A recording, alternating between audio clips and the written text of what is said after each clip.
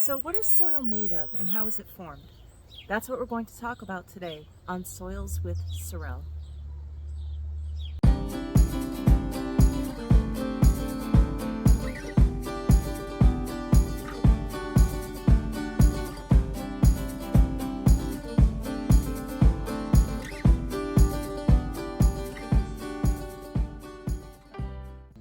Have you ever wondered how soils got here? It's weird to think about, and you probably never thought about it before, because soils have always just been soils, right?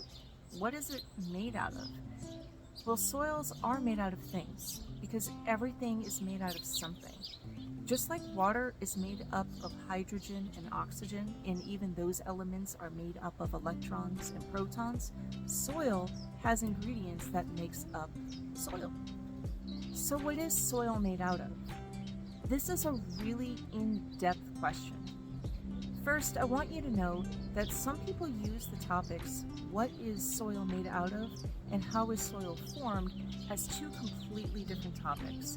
And that's completely understandable because there's a lot of points and subject matters relating to both.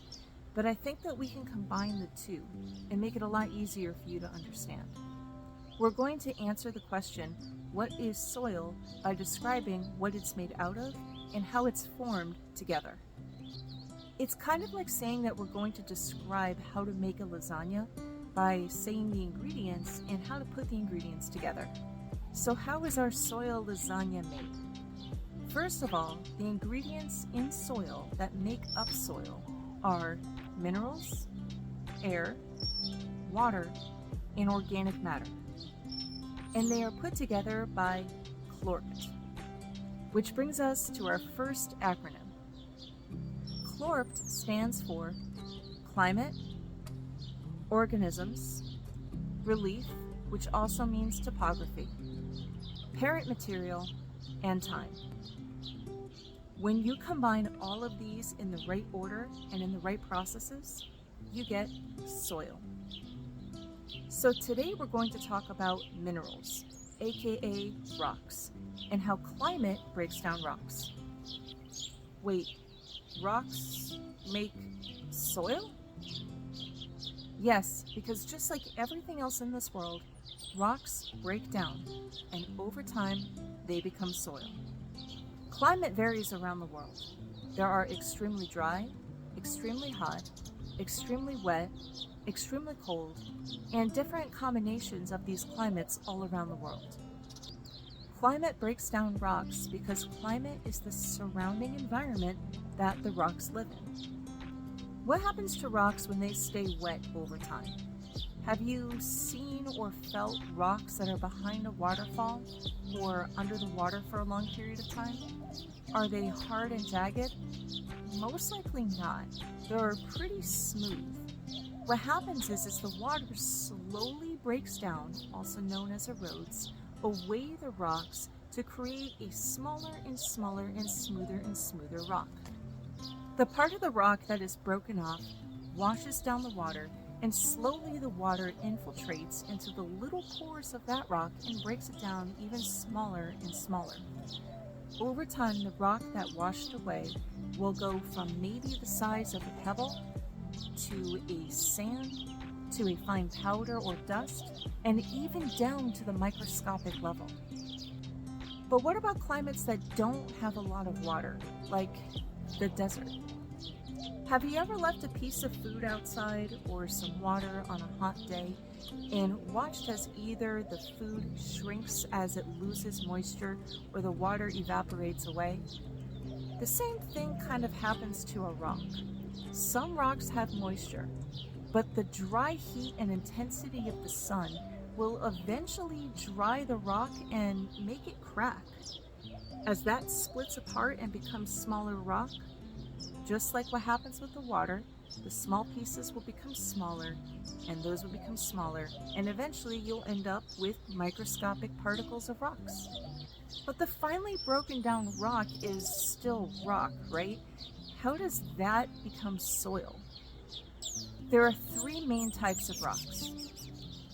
Igneous, which are made from lava, sedimentary, which are made up of a bunch of particles that get stuck together, and metamorphic, which are rocks that used to be one type of rock, but because of pressure and heat, have formed a different type of rock.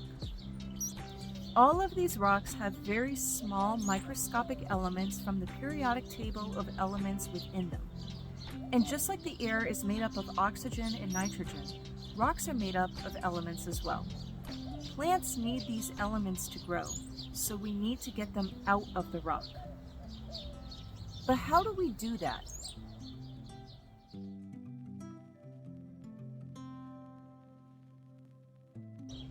Let's pretend that this clump of soil, also known as an aggregate, is a rock. For this demonstration, any rock will do. Inside this rock has all those elements that we talked about, a lot from the periodic table of elements that plants need. Now, this rock lives in a climate just like you and me. And this climate has different weather conditions. There's different things that happen within this climate. Things such as wind,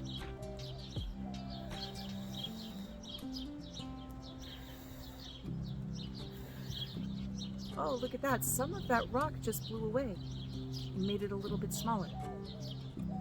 Climate can also have precipitation. Maybe it rains a lot in that climate.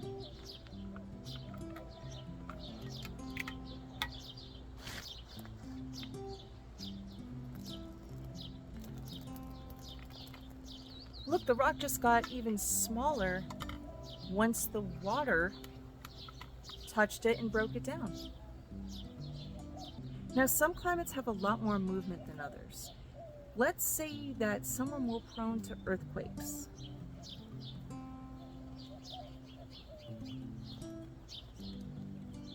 And let's say that more people live in a particular climate, so they disturb the ground by either farming or building their houses on.